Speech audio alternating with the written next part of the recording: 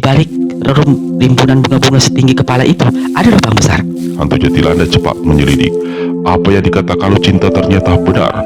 Di balik serumputan bunga-bunga yang batangnya hampir setinggi kepala manusia, ketika disibakkan kelihatan sebuah lubang besar. Mulut sebuah gua. Lucinta mengangguk. Aku mencium ada bau harum keluar dari dalam sana. Kau tunggu di sini. Aku akan menyelidik ke dalam. Kata hantu Jatilanda.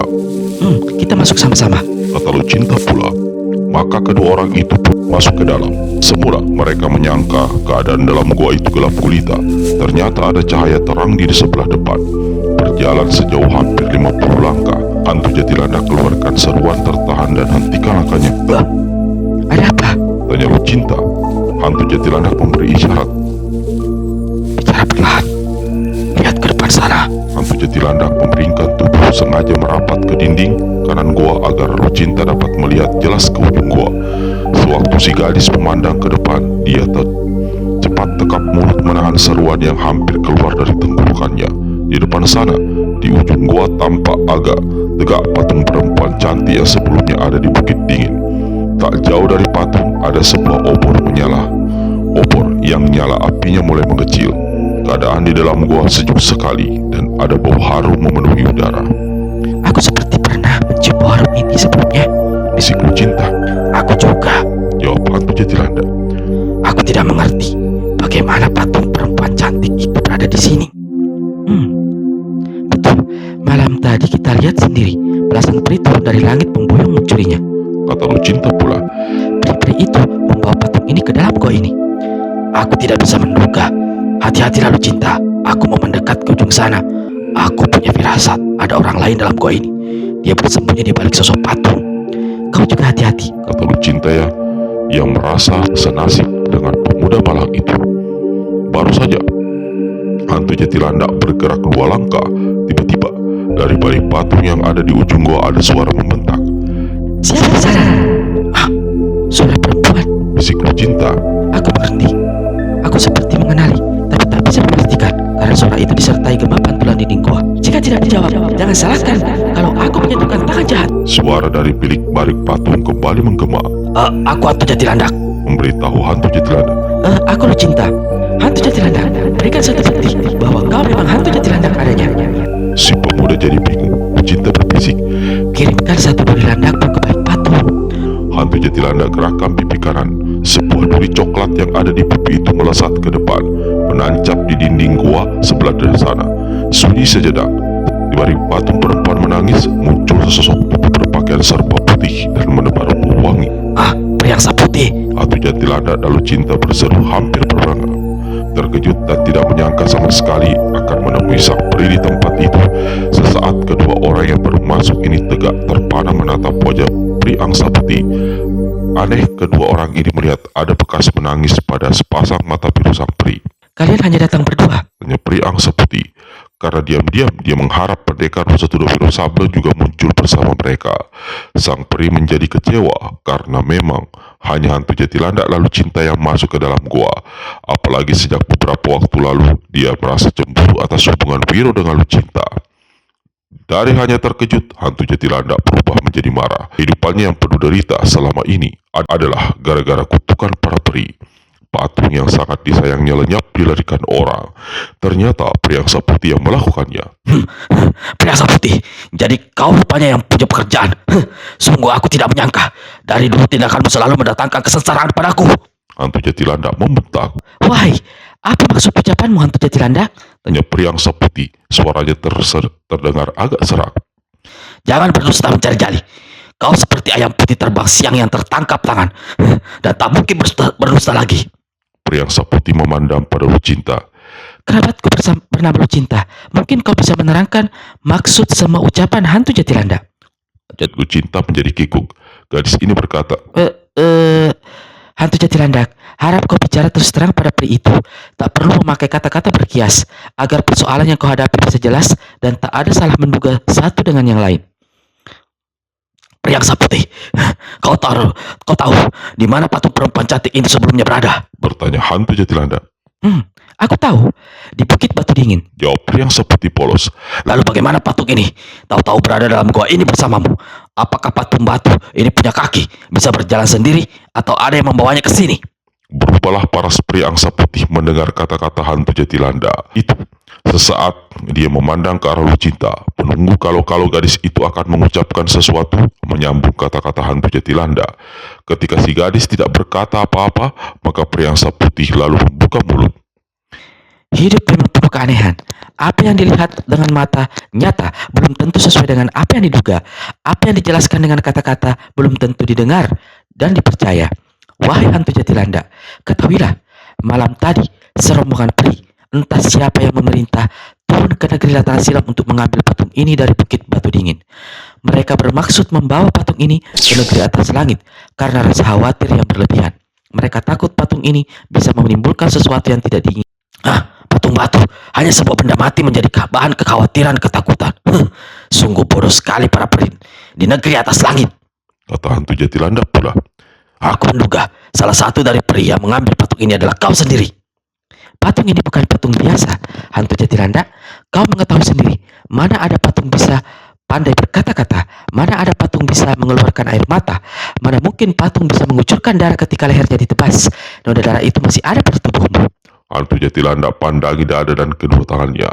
Memang darah yang mengucur secara aneh dari kutungan leher patung perempuan itu masih melekat di tubuh hantu Jatilanda. Aneh, mengapa kau tahu semua kejadian itu? Tanya hantu Jatilanda. Tidak aneh, karena sejak patung itu berada di Bukit Batu Dingin, aku berada tidak jauh dari sana. Apa kepentinganmu, wahai pria angsa putih? Sejak lama, antara kami bangsa peri terdapat perselisihan dalam cara berpikir dan bertindak. Tak mungkin dan tak boleh hal ini kujelaskan padamu. Aku salah seorang yang menentang cara berpikir serta tindakan para peri yang kuanggap kuno dan tidak mau melihat perubahan-perubahan yang terjadi di atas bumi. Namun agaknya aku hanya berjalan sendiri. Itulah sebabnya setiap hal yang bertentangan dengan para peri lainnya aku selalu melakukan secara diam-diam. Aku sungguh gembira mendengar kata-katamu, wahai peri angsa putih. Tapi menurut kakekku Tringgiling yang batu, justru kaulah peri yang hendak menculik diriku ketika aku dilahirkan dan dilemparkan oleh ayahku sampai jatuh ke pulau kediaman kakekku itu. Sekarang kau bicara lain. Mungkin aku perlu mendengar ucapan peri lain untuk mengetahui siapa dan bagaimana dirimu sebenarnya. Walau hatinya merasa tersinggung atas ucapan hantu Jatilanda itu, namun pria angsa putih berusaha tersenyum dan menjawab. Jika kau memang berniat, siapa yang melarangmu untuk bertemu dan bicara dengan para peri? Wahai, aku berada di sini, di dalam gua, di mana patung perempuan cantik yang kau sayangi juga berada di sini.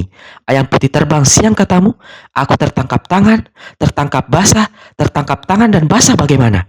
Seperti kukatakan tadi, dan kau ketahui sendiri, para peri sengaja hendak memboyong patung ini ke negeri atas langit.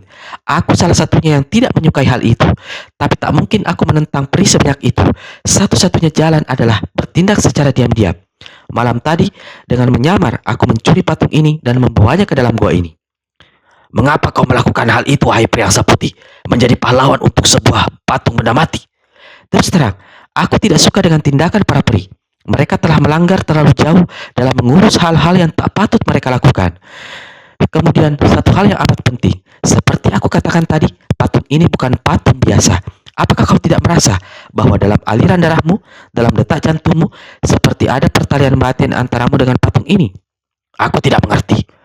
Kau menyukai patung ini, kau menyayangi mengasihinya. Wahai, itulah yang kumasukkan pertalian batin. Sambung rasa, kau bahkan tidak peduli dengan keselamatan tubuh serta jiwamu sendiri demi menyelamatkan patung itu.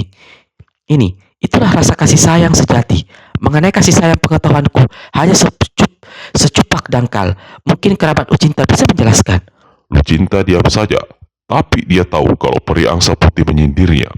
Apa maksud peri satu ini menyindirku? Membatin Lucinta. Aku akan membawa patung ini dari sini. Hantu Jatilanda tiba-tiba berkata. Kau memang berhak atas patung ini, kata peri angsa putih pula. Tapi jika aku menyarankan sampai keadaan benar-benar aman di negeri atas langit, tidak tahu kalau patung ini kusembunyikan di sini. Apa yang dia katakan peri angsa putih mungkin benar. Sebaiknya kau mengikuti nasihatnya. Lucinta ikut bicara. Kalau begitu aku menurut saja. Namun ada satu hal yang perlu kutanyakan padamu, wahai peri angsa putih. Menurutmu, patung ini bukan patung biasa. Aku juga tahu dan menyadari Lalu apakah kau mungkin tahu asal-usul patung ini? Tak mungkin tahu-tahu bisa berada di Bukit Batu Dingin.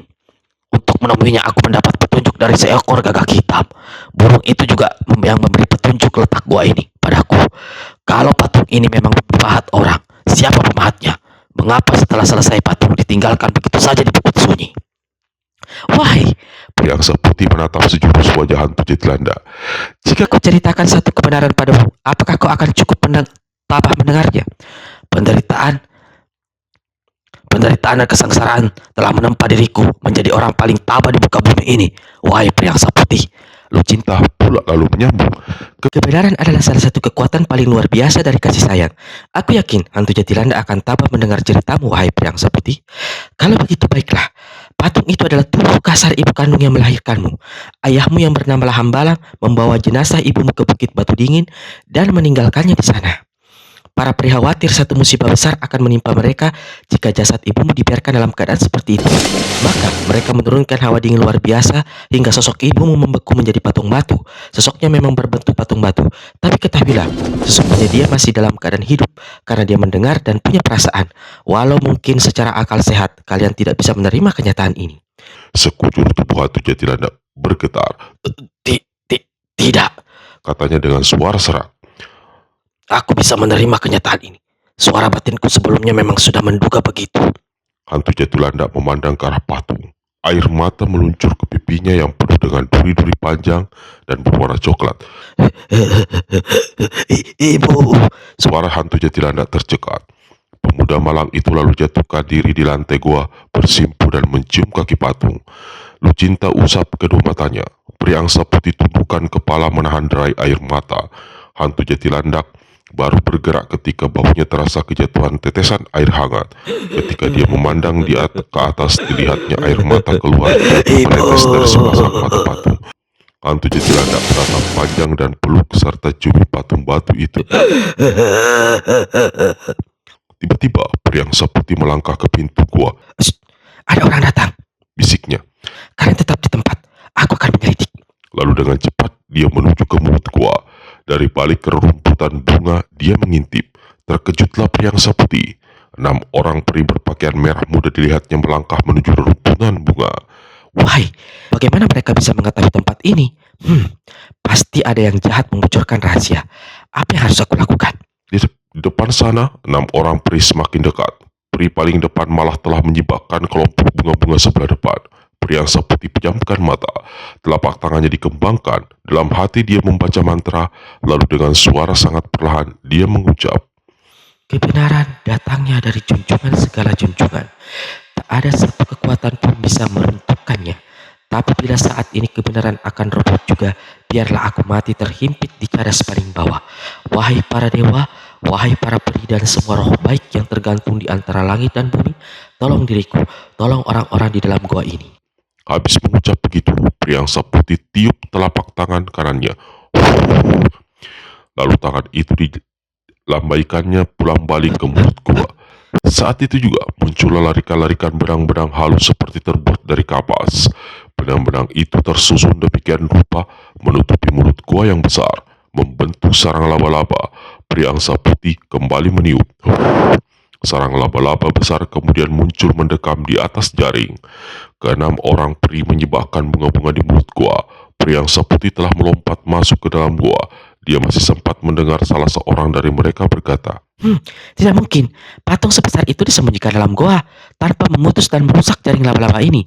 Aku rasa sudah sejak lama goa ini tidak pernah dimasuki manusia atau binatang. Wahai kerabatku, mari kita menyelidiki tempat lain. Pria angsa putih merasa lega ketika mengetahui keenam peri di luar sana telah pergi meninggalkan tempat itu. Ketika dia berbalik, dilihatnya hantu Jatilanda lalu cinta telah berdiri di hadapannya. Hantu Jatilanda tundukkan tubuhnya dalam-dalam dan berkata, Wahai pria angsa putih, peri penolongku, maafkan kalau sebelumnya ada salah menduga dalam diriku terhadapmu. Aku tidak tahu harus berucap bagaimana untuk mengatakan rasa terima kasihku padamu. dalam harunya, pria angsa putih pun masih bisa tersenyum. Dia ulurkan tangan hendak mengusap rambut hantu Jatilanda, tapi menarik tangannya kembali. Begitu sadar kalau di kepala si pemuda tidak ada rambut, melainkan duri-duri landak yang panjang dan runcing. Kuda hitam berkaki 6 itu melesat ke dalam senja, memasuki malam. Lakasipo yang berada di sebelah depan menunjuk ke arah timur. Sebuah bukit terjal kelihatan menghitam di kejauhan. Ah, itu bukit tujuan kita. Kata Lakasipo lalu memperlambat lari kudanya. Yang di arah barat itulah yang disebutlah bukit tanpa mentari. Pada pagi hari sampai siang hari, bukit ini tidak pernah kena mentari. Waktu matahari beralih ke barat, sinarnya juga tidak bisa menyentuh bukit, karena ada bukit lain yang lebih tinggi menghalangi. Aku heran, Kata naga kuning yang duduk di paling depan Lakaki 6. kalau ada orang mau membunuh kakek tukang ngompol itu, mengapa susah-susah mengundang dan mengadakan perjamuan pengantar arwah segala? Nenek berjuluk hantu pemedol usus yang menyamar jadi lulah piri itu jelas-jelas adalah kaki tangan hantu buka dua. Menyahuti Wiro. Aku yakin penculikan setan ngompol itu satu jebakan yang didalangi oleh hantu buka dua. Ah, aku juga menduga begitu. Kata Lakasipo yang duduk di sebelah belakang. Hantu keparat itu tidak akan berhenti menyakiti kita sebelum kita semua menemui ajal. Udara mulai terasa dingin. Apalagi Lakaki 6 si kuda raksasa berlari laksana angin. Tak selang berapa lama mereka sampai di balik bukit besar yang menghalangi bukit kecil di sampingnya. Antara kedua bukit itu terdapat satu lembah kecil tertutup rimba belantara. Inilah bagian dari daerah yang disebutlah bukit tanpa mentari. Suasana gelap dan sunyi mencekam. Saking sepinya, suara tiupan angin terdengar jelas. Naga kuning memandang berkeliling lalu hendak melompat turun. Wiro cepat mencekal leher baju anak ini. Jangan bertindak gegabah, pakai turun segala. Aku merasa bahaya berada di sekitar kita, tapi aku tidak melihat apapun kecuali hitam gelap. Telingaku tidak mendengar suara apapun. Lakasipo, apa benar ini kawasan yang disebutlah bukit tanpa mentari? Jangan-jangan kita tersesat ke tempat yang keliru. Ah, kita tidak keliru. Aku sudah pernah datang ke tempat ini sebelumnya. Jika ada undangan yang disebut makan-makan, apapun namanya, pasti bau makanan sudah sampai ke hidungku. Mungkin juga ada penyambutan yang meriah. Bukankah kita semua tamu-tamu agung yang perlu dihormati? Naga kuning kembali merucap. Ah, kita adalah tamu-tamu yang hendak dipesiangi oleh kaki tangan hantu muka dua. Kata Wiro. Lakasipo hentikan kudanya di satu tempat. Dari balik pakaiannya, dia mengeluarkan sebuah kantong kecil yang terbuat dari jerami kering. Lalu dia mengeluarkan 3 butir benda berwarna coklat dan diberikan satu persatu pada Wiro dan naga kuning. Apa ini? Tai kambing atau tai tuyul? Tanya naga kuning sementara Wiro memperhatikan benda yang ada di telapak tangannya itu. Obat penangkal racun, lekas telan. Jika kita diundang makan oleh musuh, maka sudah pasti makanan atau minuman yang dihidangkan akan mengandung racun mematikan. Jadi kita harus berjaga-jaga. Tapi hidangan dan minuman masih belum kelihatan. Kata naga kuning pula. Ah, sudah, lekas saja kalian telan. Naga kuning dan Wiro saling pandang sejenak. Tanpa banyak cerita, kedua orang itu lalu memasukkan butiran coklat itu ke dalam mulut. Begitu obat masuk ke dalam mulut, Wiro keluarkan suara tercekik dan mau memuntahkan obat itu yang ternyata pahit sekali. Hal yang sama yang juga terjadi dengan naga kuning. Anak ini langsung mual perutnya dan memuntah. Tapi Lakasipo cepat tepuk tengkuk kedua orang ini hingga obat yang ada dalam perut mereka meluncur ke dalam tenggorokan, masuk ke dalam perut. Obat dajal. Pahitnya bukan main. Kata naga kuning. Pendekar rusa tua hanya bisa menyengir lalu meludah beberapa kali. Kesunyian di kawasan antara dua bukit itu dipecah oleh suara bebunyian yang mendadak terdengar dari arah lembah. Wiro memandang ke jurusan rimba belantara gelap di bawahnya. Tatabuhan apa itu? Ujar naga kuning. Ah, tuan rumah yang mengundang agaknya telah mengetahui kedatangan kita. Kata Lakasipo pula. Suara tatabuhan itu seolah dekat sekali, tapi aku tidak melihat apa-apa. Wiro bersuara. Naga kuning menepuk paha pendekar rusa kedua lalu berkata, Coba kau gunakan ilmu kesaktian menembus pandan yang kau dapat dari Ratu Duyung. Ah, kau benar, akan ku coba. saut Wiro. Sesaat sang pendekar jadi ingat dan rindu pada Ratu Duyung. Kemudian diarahkan pandangannya ke rimba belantara gelap dan terangkat dalam ke mata, lalu kedipkan kedua matanya 2 kali. Apa yang kau lihat? Tanya naga kuning tidak sabaran. Tunggu, Jawab Wiro. pandanganku masih kabur. Lalu dia lipat gandakan hawa sakti di kepalanya. Sesaat kemudian sang pendekar keluarkan suara berdecak. Luar biasa. Ujar murid Sinto Gendeng. Dua matanya tidak berkedip, naga kuning dan Lakasipo tidak sabaran. Aku melihat 12 gadis, cantik-cantik semua. Mereka duduk mengelilingi meja yang diterangi puluhan kayu-kayu aneh menyala. Mereka mengenakan pakaian kuning muda. Tapi, astaga. Tapi apa? Naga Sipo bertanya. Astaga apa? Naga Kuning menyambung. Pakaian mereka di sebelah punggung tersingkap lebar, di sebelah depan sangat rendah, lalu pada pinggul terbelah tinggi. Wiro basahi bibirnya dengan ujung lidah. Dari sini saja, sudah terlihat kemulusan dan keputihan tubuh mereka. Jebakan salah-salah bisa membuat kita lupa. Kata Naga Sipo. Apa yang kau lihat? Hantu buka dua ada di sana. Wiro menggeleng. Manusia segala tipu, segala keji dan segala nafsu itu mana berani unjukkan muka terang-terangan. Dia selalu bersembunyi di balik punggung kaki tangannya. Aku juga tidak melihat kawan kita sesetan ngompol. Di atas meja banyak hidangan dan minuman, namun belum ada satupun yang menyentuh. Ada 2 buah kursi kosong di kiri kanan meja. Rupanya sesuai undangan untukku dan untuk Naga Kuning. Tunggu dulu. Ada 2 orang menggotong sebuah kursi besar. Kukira itu kursi untukmu, Naga Sipo. Aneh, bagaimana mereka bisa mengetahui dari kehadiranmu? Hantu buka dua punya banyak pembantu dan mata-mata. Kalian sudah siap? Tanya Naga Sipo. Wiro dan Naga Kuning anggukkan kepala. Naga Sipo tepuk pinggul kuda hitam dan berkaki 6. Binatang raksasa ini segera melompat, lari menuruni lembah kecil. Tak selang berapa lama, dalam kegelapan, di depan sana kelihatan cahaya terang. Lalu, sesaat kemudian, mereka sampai di ujung satu pedataran terbuka. Naga Sipo hentikan layar kaki 6 di balik sebatang pohon besar. Suara tetebuhan masih terus terdengar, malah tambah keras. Baru saja kedua orang itu berhenti, tiba-tiba 14 orang gadis berpakaian kuning bergerak bangkit dari kursi masing-masing, memutar tubuh mereka ke arah pohon besar dan secara bersamaan berucap, Para tetamu yang diundang telah datang. Selamat datang di perjamuan pengantar arwah. Mengapa tidak terus menghampiri meja perjamuan dan duduk di antara kami? Setelah berkata begitu, ke-14 gadis itu sama-sama membungkukkan tubuh memberi penghormatan. Karena pakaian mereka di sebelah dada terbuka lebar, maka waktu membungkuk bagian dada gadis-gadis cantik ini seolah melompat keluar, putih menantang. Naga Sipo, Naga Kuning dan pendekar Setudo Wiro Sableng mendelik besar melihat pemandangan ini. Naga Kuning berucap, Kita di sini saja, jangan buru-buru ke sana, biar mereka membungkuk sampai berulang kali, sampai kita puas melihat. Bocah gendeng, orang mengincar nyawa kita, kau masih bisa bicara ngawur. maki pendekar Setudo. Kalau tidak untuk menyelamatkan kawan kita kakek tukang ngompol itu, jangan harap aku mau kesini. Lagakmu, tadi kau sudah keluar liar melihat punggung dan serta paha putih. Menyauti Naga Kuning. Jengkel, Wiro sentil kuping kiri Naga Kuning hingga bocah ini meringis kesakitan dan mau membalas. Jangan bertengkar. Kata Naga Sipo menengahi. Lalu dia memberi syarat. Kita turun. Ingat, semua yang sudah diatur. Kalau selamat, kita harus selamat semua. Kalau ada yang celaka, yang lain harus menyambung nyawa untuk menolong. Lalu Naga Sipo melompat turun. Karena dia telah mengerahkan tenaga dalam, maka sewaktu kakinya menyentuh tanah, sama sekali tidak terdengar suara ataupun getaran. Aku tidak percaya kalau belasan gadis cantik itu tega-teganya membunuh kita. Kata Naga Kuning, masih bercanda lalu melompat turun dari kuda mengikuti Naga Sipo. Wiro turun paling belakang. Beberapa langkah sebelum mereka mencapai meja besar, 6 gadis berpakaian kuning muda segera menyambut lalu mengantarkan mereka ke kursi masing-masing. Naga Kuning duduk sendirian di sisi kanan meja. Bocah ini duduk cengar-cengir dan tiada henti memandang penuh kagum pada 2 gadis cantik di kiri kanannya. Di sisi kiri, Wiro dan Naga Sipo duduk terpisah. Suara tetebuhan perlahan-lahan sirna. Gadis di ujung meja membungkuk ke arah Naga Kuning di sisi kanan dan Wiro serta Naga Sipo di sisi kiri meja. Naga Kuning serasa berhenti nafasnya melihat dada putih besar yang seperti hendak membusai keluar itu. Gila, tanganku jadi gatal mau meraba.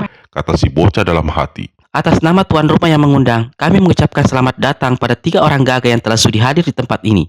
Sebagai penghormatan pertama, kami persilahkan para tamu agung membasahi tenggorokan, meneguk anggur murni yang ada dalam piala kayu. Gadis cantik yang duduk di samping kiri Naga Kuning itu lalu ambil cangkir kayu berbentuk piala berisi minuman dan menyerahkannya pada anak itu sambil tersenyum kedipkan mata. Naga Kuning seperti melayang di sorga, balas tersenyum serta kedipkan 2 matanya berulang kali lalu ambil piala kayu. Gadis yang duduk di samping kanan Naga Kuning membantu anak ini mendekatkan piala kayu ke bibirnya. Naga Kuning teguk minuman dalam piala kayu 2 kali. Rasa hangat menjalar sampai ke perutnya. Mukanya berubah merah. Bocah ini tersenyum, kedipkan matanya. Dengan 2 tangannya dipegangnya lengan gadis cantik di sebelahnya, lalu dekatkan piala kayu ke mulut dan teguk kembali anggur di dalamnya. Sesaat kemudian anak ini batuk-batuk lalu tersandar ke kursi. Dua matanya berputar-putar, mulutnya pencong ke kiri. Air liurnya mulai meleleh. Sisi meja yang lain, Wiro dan Lakasipo mengalami hal yang sama. Dua orang ini tampak seperti melayang-layang seperti mendeguk minuman yang disuguhkan. Keduanya senyum-senyum lalu terduduk dengan mata mendelik tapi sayu hampir. Dari tadi minum melulu, Kata naga kuning ketika si cantik di sebelahnya kembali mendekatkan piala kayu ke mulutnya. apa aku boleh menyantap makanan di atas meja? Dua gadis di sebelah tersenyum manis. Tamu yang mulia, harap sudi menunggu. Hidangan di atas meja belum boleh disentuh sebelum hidangan utama disiapkan dan disajikan. Lalu, mana hidangan utamanya? Tanya si bocah sambil julurkan lidahnya. Harap bersabar wahai para tamu agung. Sebentar lagi makanan utama akan segera dihadirkan. Sambil menunggu, harap habiskan minuman dalam piala. Ketiga orang itu seperti setengah dicekoki, diberi minuman dalam piala kayu. Tak selang berapa lama, keadaan mereka kelihatan semakin parah. Pendekar Rosatodo Sablan duduk terkulai, tangan kanannya ada di atas kepala seperti mau menggaruk. Tapi seolah dia tak punya daya untuk menggerakkan jarinya. Matanya semakin juling, mukanya tambah kuyu, mulutnya komat kamit termonyong-monyong seperti hendak mengatakan sesuatu. Tapi yang keluar justru adalah suara hembusan angin turun naik seperti orang bengek. Lakasipo sebentar-sebentar menyedot hidungnya seperti orang ingusan. Matanya berputar-putar jelalatan. Dari mulutnya tiada henti keluar sendau. Kali diselingi suara seperti mau muntah. Naga kuning lain pula keadaannya. Dia tidak lagi duduk di atas kursi tapi pindah ke lengan kursi. Matanya kuyu jerang, dari mulutnya keluar ludah dibarengi suara cekukan. Setiap cekukan berhenti, dari bagian bawah tubuhnya mengepos keluar suara angin alias kentut. Aneh, Bisik seorang gadis berpakaian kuning pada kawan di sebelahnya. tiga orang itu memperlihatkan gejala aneh. Padahal tegukan kedua tadi sudah bisa membuat mereka menemui ajal. Wahai, setauku mereka berilmu tinggi. Mungkin saja bisa bertahan beberapa waktu. Tapi lihat saja sebentar lagi. Selama ini tidak ada satu orang pun bisa lolos dari kematian setelah meneguk racun pelibas usus. Mereka akan menemui ajal dengan usus hancur lebih dahulu. Lalu menjerit-jerit seperti orang kemasukan roh jahat. Setelah itu, tegang kaku tak bernyawa. Naga kuning dan Wiro Sablan delikkan mata. Ketika para gadis memandang padanya, kedua orang ini langsung kuruk kembali. Tiba-tiba terdengar suara seperti dua piring kaleng diadu satu dengan yang lainnya. Lalu muncul sebuah gerobak terbuat dari besi. Seorang lelaki tinggi besar berkulit hitam yang mukanya gopeng, berambut panjang sepinggang dan bermata merah mendorong kereta itu. Setiap dia menyerengai, kelihatan barisan gigi-giginya besar-besar. Pada lantai gerobak ada setumpuk kayu dibakar menyala. Lalu pada palang besi yang melintang di atas gerobak hampir tak dapat dipercaya dan sungguh mengerikan. Terikat sesosok tubuh manusia dilumuri minyak dan hanya mengenakan selai cawat kecil. Orang itu ternyata mau dijadikan kambing guling. Jarak antara sosok orang itu dengan api kayu memang cukup jauh, tapi hawanya tetap saja panas bukan kepala. Sosok tubuh yang malang itu kelihatan merah hampir melepuh. Tidak bergerak juga tidak bersuara. Mungkin sekali sudah tidak bernyawa lagi. Dan orangnya bukan lain adalah si kakek berjuluk si setan ngompol. Baik Wiro maupun naga kuning dan hantu kaki batu alias Lakasipo sama sekali tidak memperhatikan gelagat apa-apa. Ketika orang itu tetap saja dalam keadaan seperti tadi. Makanan utama sudah datang. Gadis di ujung meja berseru memberitahu setelah bertepuk tangan 3 kali. Orang muka garang yang mendorong gerobak besi hentikan gerobak itu di sisi kanan. Lalu dia ambil sebuah sapu pendek terbuat dari jerami yang tergantung di sebuah kaleng berisi minyak di salah satu tiang gerobak besi. Minyak yang ini dioleskan ke muka dan sekujur tubuh si setan ngompol. Ketika ujung sapu menyentuh bagian bawah perut si kakek, perut orang tua ini berkedut-kedut lalu ada tetesan air jatuh ke atas kayu bakar. Si kakek terkencing, pertanda dia masih hidup atau mungkin sudah sekarat. Orang bermuka bopeng dekati gadis di ujung meja. Dia membisikkan sesuatu lalu kembali melangkah ke gerobak besi. Si gadis bertepuk 3 kali. Hidangan utama perjamuan pengantar arwah, yakni seekor kambing muda yang masih belum tumbuh tanduk, siap disajikan. Wahai para tamu agung, juru masak ingin bertanya, para tamu agung mau mengecap kambing guling ini dalam keadaan mentah, setengah matang, atau matang? Si gadis memandang pada Wiro, naga kuning dan Lakasipo yang duduk terkulai di kursi masing-masing. Wahai, tak ada jawaban. Berarti para tamu minta makanan utama dihidangkan secara matang. Gadis itu memberi tanda pada juru masak dengan lambaian tangan. Si muka bopeng menyeringai. Dengan tangan kirinya, dia putar palang besi di atas perapian. Sosok si setan ngompol berputar-putar di atas gerobak. Lalu si muka bopeng cabut dua buah benda yang tersisip di pinggangnya, yakni sebilah golok penjagal besar berbentuk 4 persegi panjang, putih berkilat dengan sebatang besi lancip. Golok digosok-gosokkannya berulang kali ke batangan besi hingga mengeluarkan suara gesekan mengerikan. Di atas gerobak, si setan ngompol kembali kucurkan air kencing. Tiba-tiba, tangan kiri juru masak muka bopeng itu tusukkan besi lancip ke perut setan ngompol. Tangan kanan memegangi golok persegi panjang dibacokkan ke pangkal paha si kakek. Ser, air kencing setan ngompol mancur deras. Hanya tinggal sejengkal ujung besi lancip akan menembus perut, dan sekejapan lagi bagian tajam golok penjagal itu akan memutus amblas pangkal paha si setan ngompol. Tiba-tiba 3 sosok melesat ke udara. Sosok pertama mendarat di meja perjamuan membuat meja itu hancur berantakan. Semua apa yang ada di meja itu mencelat bermentalan. 8 kaki meja melesat amblas ke dalam tanah. Itulah sosok hantu kaki batu alias Lakasipo. Dia menghancurkan meja perjamuan dengan gebrakan kaki roh pengantar maut. Para gadis di sekeliling meja berpekikan lalu saling berhamburan.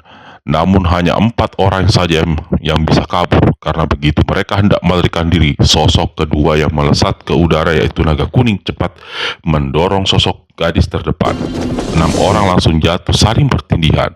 2 orang coba bangkit berdiri hendak kabur lagi, tapi pakaian dibetot si bocah. Daripada robek dan jadi bugil, 2 gadis ini memilih diam. 4 gadis lagi termasuk yang tadi menjadi juru bicara perjamuan tertegun diam tak bisa bergerak. Tubuh mereka kaku tegang dimakan totokan naga kuning. Anak ini kemudian melompat ke arah gerobak besi. Dengan cepat dia lepaskan ikatan tangan dan kaki setan ngompol lalu seret kakek ini ke tempat aman. Anak setan, aku hampir meregang nyawa. Mungkin jiwa aku tidak tertolong lagi. Mengapa kalian bersikap alon-alon asal kelakon menolongku? Aku tak bisa menjawab saat ini, kek. Yang penting kami bisa menolongmu, walau keadaanmu seperti kambing guling beneran. Lalu yang juga tak kalah pentingnya, kapan lagi bisa mendekatkan dan berpegang-pegangan dengan gadis-gadis cantik itu. Bocah edan, aku hampir matang dipanggang orang. Kau masih saja enak-enakan cari kesempatan. Setan ngompol memaki habis-habisan. Sekujur tubuhnya terasa sakit dan panas. Di atas meja, begitu membuat meja hancur berantakan, Lakasipo melompat ke arah juru masak muka bopeng. Kaki kanannya menderu ke kepala tukang jagal itu. Tapi dengan cepat si muka bopeng jatuhkan diri berguling di tanah. Tubuhnya secara aneh berubah hijau pekat. Tangan kanannya memukul, selaris sinar hijau pekat berkiblat. Bau amis menebar. Pukulan kelabang racun hantu. Kelak Lakasipo mengenali pukulan itu. Jadi kau adalah hantu kelabang dari Bukit Beracun. Lakasipo cepat menyingkir selamatkan diri. Si muka bopeng bergerak. Saat itu dia sudah tegak berdiri dan berkata dengan suara kelas. Sayang, kau mengenali diriku di saat ajal sudah depan mata. Orang ini kembali hantamkan tangan kanannya. Lakasipo gembungkan rahang. Tangan kanannya menggempur. 5 larik sinar hitam menderu. 5 kutuk dari langit. Kini si muka bopeng yang berjuluk hantu kelabang dari Bukit Racun itu berteriak kaget begitu mengenali pukulan yang dilepaskan Lakasipo. Dia cepat melompat ke kiri. Namun saat itu, sosok pendekar 212 berkelebat, selarik sinar putih mengeluarkan suara seperti ribuan tahun mengamuk dan menghampar panas berkiblat di tempat itu. Hantu kelabang dari Bukit Racun pergunakan besi runcing dan golok penjagal untuk menangkis. Si muka bopeng berteriak kesakitan. 2 tangannya melepuh kepukan asap, besi runcing dan golok 4 persegi terbabat puntung, lalu hancur berkeping-keping, hangus mengepulkan asap. Putuslah nyali hantu kelabang dari Bukit Racun ini. Walau dia masih menyimpan 1 ilmu kesaktian, namun dia memilih lebih baik selamatkan diri. Tanpa banyak cerita, dan dia segera putar tubuh untuk larikan diri. Tapi di depannya tiba-tiba menghadang naga kuning. Melihat cuma seorang bocah yang menghadangnya, si muka bopeng langsung melabrak sambil pukulkan tangan kanannya. Larikan sinar hijau melesat ke atas kepala naga kuning. Bocah ini seperti kambing bandot mengamuk menyeruduk ke depan. Hantu kelabang hijau terhenyak ke tanah. Naga kuning cepat berkelebat hendak menetoknya. Tapi tangan si bocah jadi berseru kaget ketika melihat bagaimana sosok orang itu mulai dari kepala sampai di kaki berubah menjadi seekor kelabang. Kelabang rasa kejadian ini berjingkrak ke udara. Buntutnya melesat menghantam kepala naga kuning, sedang kepala dengan dua tangan sebelah depan menyambar ke leher Lakasipo. Lakasipo memang bisa mengelak selamatkan diri, tapi naga kuning yang tidak menduga kejadian itu terlambat membuat gerakan selamatkan diri. Ekor beracun ke belakang raksasa itu sampai ke batok kepalanya. Pada saat itulah sebuah benda putih menerobos laksana kilat, memayungi batok kepala naga kuning. Lalu ketika benda putih ini berputar, terdengar suara ekor kelabang kejadian putus amblas. Cairan hijau menyembur dibarengi suara raungan aneh. Naga kuning jatuhkan diri walau pakaian hitamnya sempat terkena semburan cairan hijau. Ketika dia memandang di depan, dilihatnya sosok hantu kelaban dari Bukit Racun telah berubah kembali menjadi sosok lelaki muka bopeng garang. Namun satu kakinya tak ada lagi. Buntung dibabat kapak maut naga geni 212 yang tadi dipergunakan Wiro untuk melindungi kepala naga kuning, sekaligus membabat putus ekor kelabang kejadian yang bentuk aslinya adalah kaki kiri hantu kelabang dari Bukit Racun. Terhuyung-huyung hantu kelabang bangkit berdiri. Kakinya yang buntung diangkat tersentak. Belum sempat dia berdiri dengan benar, satu jotosan mendarat di mukanya. Jotosan dalam jurus kepala naga menyusup awan yang dilepaskan pendekar 102 Wiro Sableng membuat hancur hidung hantu kelabang. Pipinya melesat ke dalam tengkorak kepalanya. Raungan yang keluar dari mulutnya ikut hancur terdengar aneh mengerikan.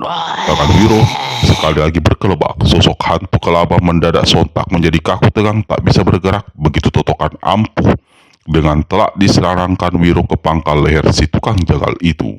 Kambing guling muka bopeng pasti lebih enak daripada kambing tua tukang ngompol, kata Wiro. Lalu tubuh kaku hantu kelabang hijau dari Bukit Racun digotongnya, dibawa ke arah gerobak besi. Jangan, kau mau bikin apa? Teriak muka bopeng kalau dalam keadaan kaku tapi masih bisa bicara, karena Wiro memang sengaja tidak menotok jalan suara. Tidak kira-kira kambing ini bisa bicara. Lihat saja apa yang akan kubikin padamu. Ada budi, ada balas, ada keji, ada libas. Sambil tertawa-tawa, Morisinto Gendang ikat pergelangan tangan kedua kaki orang itu. Palang besi yang melintang di atas kayu api pada gerobak besi. Wiro lalu putar palang besi itu hingga sosok si muka bopeng ikut berputar. Lalu di atas tubuh yang berputar itu, dia guyurkan minyak dalam kaleng yang tergantung pada tiang gerobak. Pada hantu kelabang hijau dari Bukit Racun berteriak seolah lidah dalam mulutnya yang mau hancur copot. Sebuah gadis berpakaian kuning yang tidak sempat melarikan diri palingkan muka tidak berani menyaksikan apa yang terjadi. Hingga begitu mereka mulai mencium bau daging yang mulai meleleh terpanggang. Tobat, ampun, lepaskan aku, teriak hantu kelabang. Lakasipo paling datang mendekat. Siapa biang keladi yang menyuruh kalian melakukan kebiadaban terhadap kakek temanku? Lekas jawab. Lakasipo membentak sambil jambak rambut hantu kelabang yang mulai berbau sangit dijilat api. Ampun, aku akan bilang, hantu muka dua, dia yang memerintahkan kami. Jawab hantu kelabang hijau berteriak. Aduh, tolong, lepaskan aku, panas sekali, tubuhku terbakar. Lakasipo menyerai. Bagus, aku akan panggil hantu muka dua untuk menolongmu. Sebelum dia datang, biar aku menolong membuat tubuhmu jadi sejuk dingin. Lakasipo ambil kaleng minyak dari tangan Wiro, lalu guyurkan sampai habis. Sosok hantu kelabang hijau kepulkan asap menebar bau menggigitkan. Di bawahnya, kayu api pemanggang berkobar lebih besar. Naga kuning melompat ke hadapan gadis-gadis itu. Waktu kakek itu kalian perlakukan dengan keji. Semua kalian tersenyum tertawa. Sekarang, mengapa kalian palingkan muka memperhatikan rasa ngeri? Satu, kalian akan kami panggang seperti si muka bopeng itu. Kau duluan. Si bocah menuding ke arah gadis yang tadi bertindak sebagai juru bicara. Gadis ini langsung pucat wajahnya. Dia segera jatuhkan diri. Kawan-kawannya mengikuti. Tamu Agung, jangan salahkan kami. Kami hanya orang suruhan. Peduli amat. Mengapa mau disuruh? Kata naga kuning seraya dongakkan kepala dan rangkapkan tangan di depan dada, sementara dua kaki tegak direnggangkan. Sikapnya seperti seorang pendengkar jempolan. Wiro dan Lakasipo cuma menyeringai melihat kehakuan anak itu. Kalau kami tidak mau, kami akan dimasukkan ke dalam ruangan penyiksaan oleh hantu kedua. Betul, sudah banyak teman kami dijebloskan ke dalam ruang obor tunggal di Istana Kebahagiaan. Dosa kalian sama besarnya dengan dosa hantu muka dua. Jadi kami para tamu agung tidak mungkin memberi ampun. Si gadis jatuhkan diri hampir bersimpuh. Aku dan kawan-kawan akan lakukan apa saja asal tidak dipanggang di atas kereta besi itu. Si gadis memohon. Begitu. Naga kuning turunkan kepalanya, memandang sambil tersenyum dan kedipkan mata pada si gadis. Lalu dia bertanya, Coba katakan, apa saja yang bisa kau lakukan untukku dan kawan-kawan? Apa saja? Apa saja yang kalian minta? Misalnya, tanya naga kuning. Si gadis di sebelah depan berpaling dulu pada teman-teman di belakangnya. Ketika para gadis itu anggukan kepala, baru dia menjawab, ada sebuah bangunan rahasia di sebelah timur rimba belantara. Di dalamnya ada 12 kamar. Kami bisa membawa kalian ke sana sebelum sampai pertengahan malam. Kalian boleh berada di sana sampai sang surya terbit. Tawaran menggiurkan. kata naga kuning sambil senyum dan kedipkan mata. Kalau sampai di sana, lalu apa yang mau kalian lakukan? Tanya si bocah bertanya. Terserah para tamu agung, kami hanya mengikuti. Wah, asik juga. Tapi biar kutanya dulu teman-temanku. Kata naga kuning. Saat itu Lakasipu dan Wiro Sableng sudah melangkah mendekati naga kuning. Mereka memandang pada gadis-gadis cantik yang duduk bersimpu di tanah. Kalian gadis baik-baik yang bisa kembali ke jalan yang baik. Jika kalian berjanji mau meninggalkan istana kebahagiaan, kami akan melepaskan kalian. Gadis-gadis itu langsung jatuhkan diri dan berbarengan berucap, kami berjanji. Hei, janji itu tidak berlaku untukku. Naga kuning berteriak. Buang pikiran kotor yang ada dalam benakmu, naga kuning. Kata Wiro. Hei, siapa yang punya pikiran kotor? Teriak si bocah. Aku dan Lakasiko tidak tuli. Kami dengar semua pembicaraanmu.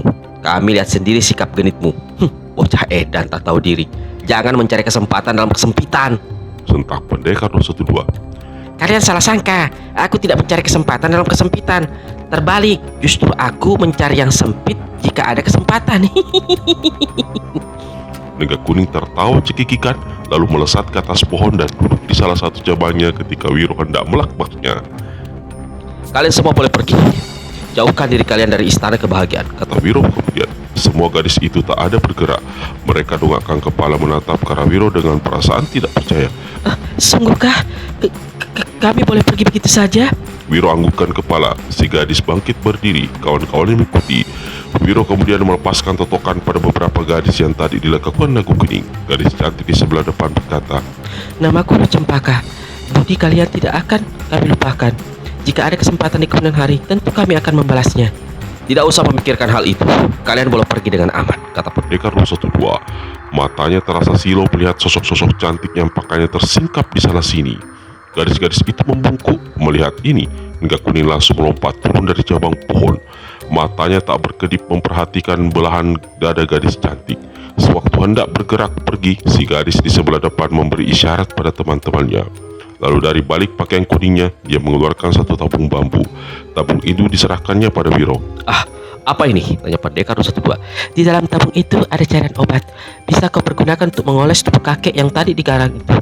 Dalam waktu 3 hari, luka bakarnya pasti akan sembuh. Terima kasih, kata Wiro sambil tersenyum. Hanya itu yang bisa kami lakukan untuk membalas kebaikan kalian.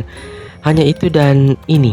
Lalu si gadis melompat ke depan. Bersama kawan-kawannya, secara tidak terduga, dia berkelebat satu persatu menciumi Wiro, Lakasipu, dan naga kuning. Naga kuning pusap-pusap pipinya sambil menatap ke arah kegelapan tempat lenyapnya gadis-gadis cantik berpakaian kuning muda itu. Lumayan, daripada tidak mendapat apa-apa sama sekali. Kalian beruntung, aku tetap saja ketiban nasib jelek. Lekas kalian bawa kemari obat dalam tabung itu ke sini. Dari arah kiri terdengar ucapan si kakek si setan ngompol. Wiro memandang pada naga kuning, lalu serahkan tabung bambu ke tangan si bocah. Serahkan padanya, kata Wiro pula. Naga kuning ambil tabung bambu itu, lalu melangkah mendekati setan ngompol. Kau, si bocah setan. Hari ini harap kau mau sedikit berbakti pada kakekku ini. Kata setan ngompol begitu melihat kakek naga kuning berada di depannya, memegang tabung bambu berisi obat. Tolong usapkan obat itu dengan tanganmu ke tubuhku. Selangkanganku sebelah belakang lebih dulu. Sialan, siapa sudi? Kata naga kuning setengah berteriak dan bantingkan kaki kanannya ke tanah. Si setan ngompol tertawa cekikikan. Lakasipu dan pendekar 212 Sableng. Jangan lupa like, share, and subscribe terus channel Arfan Ramadan Official. Terima kasih dan nantikan episode selanjutnya Rahasia Mawar Beracun.